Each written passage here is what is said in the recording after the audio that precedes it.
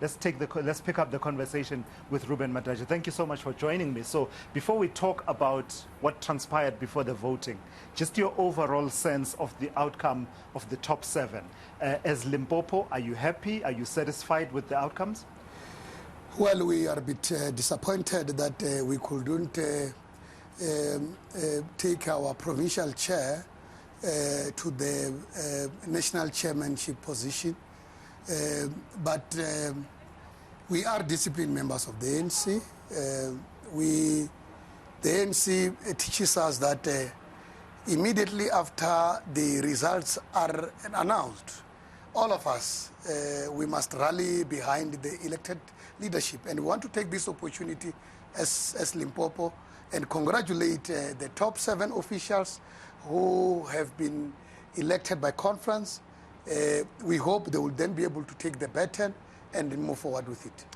So what happened there? Because, I mean, while the ANC is a national organization with a national character, there are those interests that almost every province would want representation in the top leadership. As you say, you had your provincial chairperson standing for national chairperson position.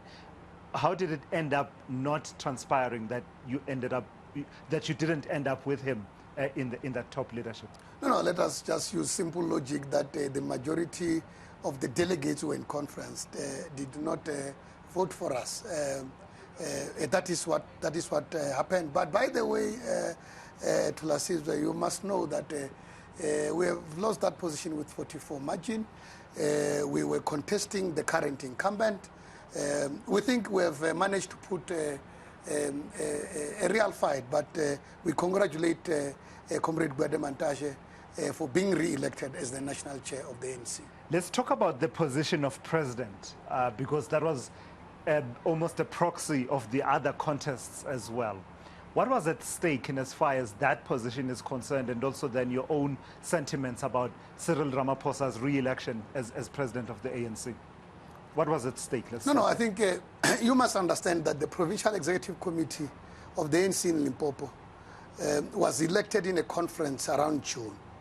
The conference was very clear on who it wants as the face of the ANC in December, in the 55th National Conference. One of our mandate was to try and convince other provinces to support President Ramaphosa. The PEC, after conference, said and decided that they would want their structures in the province. They are not giving them instruction, but they are encouraging them.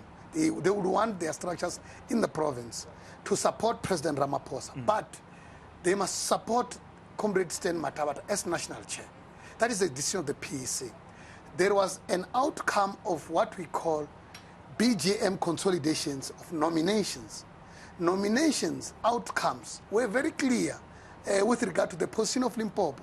At the position of the president, Comrade President Ramaphosa, national chair, Comrade Sten Matawata. I don't want to talk all the positions, but it was very clear, the position of the province.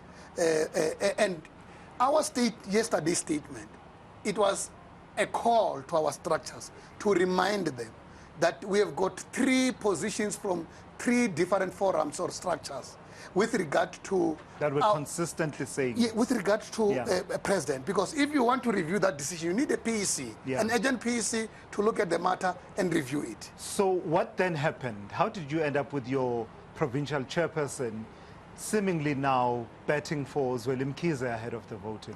I think the deputy chair has managed to answer you yesterday when he was speaking to you. I may not be able to want to get into those discussions that you had with the provincial deputy chair. She has managed to clarify you as to what happened. My responsibility to Thulasizwe as the provincial secretary of the ANC, one of my duty, because I'm a full-time functionary of the ANC, is to protect the decisions and the outcomes of the PEC. That's my main duty. I've got the responsibility, notwithstanding that whether I will be popular or unpopular. Yes, but for the benefit of someone who didn't capture what the gist is of what the deputy chairperson of the province said about the conduct of the chairperson, what is the essence? No, like I'm saying, I don't want us you must not pit me against the deputy chair.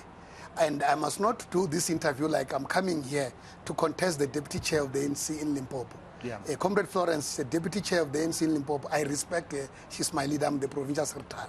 I'm trying to respond to your question very logically. I am saying I issued a statement as the provincial secretary of the ANC. Yeah. I'm the custodian of the policy and decisions of the PEC. Now, if I don't protect decisions of the PEC, I am letting that PEC down. Yeah. Because there's nobody who must stand up for decision of that PEC. It is me in terms of the I did constitution. not have the benefit of seeing your PEC statement. In essence, does it talk to what happens now, going back to Limpopo? What are the consequences of the provincial chairperson's perspective differing from positions taken, as you say, by the provincial conference, the PEC itself, as well as the consolidation of the BGM nominations? What are the consequences for him? No, there are no consequences. You must remember, when you are elected a delegate by a branch, the guidelines are very clear. You are allowed to lobby and be lobbied. It's not a sin for you to come here and say, hey, my branches gave me this mandate, but from where I'm sitting, when I assess the material conditions on the ground, I am persuaded by these other comrades. I think I can support this view. So there is nothing wrong, there is nothing illegal about what the deputy chair was saying yesterday. Yeah. What I'm saying is that the statement of the PEC that we have issued out yesterday, we were saying there is no decision that Limpopo is going to support Comrade Zweli Mkhize. The PEC decision of the ANC in Limpopo remains the same. Yeah. The one that we have issued, that we support President Ramaphosa for the second term. So to the extent that I've heard a few people from Limpopo saying actually there needs to be action after this, I've heard a few. In fact, I say action, part of what people do on social media, of course, is poke a bit of fun while making a point, and they're calling him Action Commander because of those chants that he made a few months ago as Stan Matabat. I've seen a few people, though, on a serious note, that are saying there should be a special PGC, Provincial General Council, to take hard decisions that basically amount to consequence management. Yes, the special PGC is not called based on emotions of the people who are participating on social media. The special PGC and PGC is called in terms of the rules of the constitution of the ANC. You can call the special PGC to address a specific matter when the PEC has taken that decision. You must know that the special PGC can only be sanctioned by the PEC in terms of the constitution. But from where I'm sitting, I don't understand why is it becoming a very big issue. The issue of lobbying and being lobbied.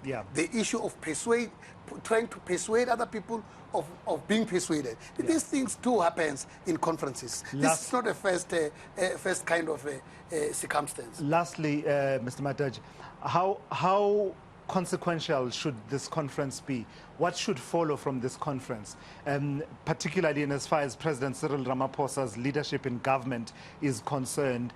Here I'm talking about the constitution of his executive. You will have seen the calls. A few people that are saying what happened coming to this conference was just too much in terms of the way that some of his cabinet ministers in the process of contesting and also being in the political space basically defined themselves in a situation where they can't continue to serve, and therefore the word cabinet reshuffle, in fact some are saying it must happen tonight, the cabinet reshuffle. Just your take, your thinking, your political thinking around those kinds of consequences? No, as leaders we must resist temptation of using emotions when we take decisions. When you are a leader, you will not be liked or loved by everybody. You will not like money. You can't be liked by everyone. So the conference will elect the National Executive Committee, which is going to lead with President Ramaphosa. And President Ramaphosa, in terms of the mandate given to him by the Constitution of the Republic, he has got the prerogative to appoint and not to appoint members of his national executive, which is the cabinet. So the issue of the cabinet, I will leave it to President Ramaphosa. I will not want to venture into that space to say he must reshuffle, he must not reshuffle, because I will be tempering or getting into his prerogative powers. Yeah. I can't direct, as much as I can tell him he must appoint this one, I can't tell him he must remove this one. It's his decision, and the National Executive Committee. I am just a provincial secretary of the ANC in a province. Thank you, sir. I can't talk about the issue of the cabinet, national cabinet. It would be very wrong for me to do that. All right. Thank you for coming through and engaging me, quite frankly, on these matters and stating the position of the ANC in Limpopo, the provincial secretary there, weighing in, Sally. As we continue our coverage, I believe you are with Thulasizwe Simelane Jones next.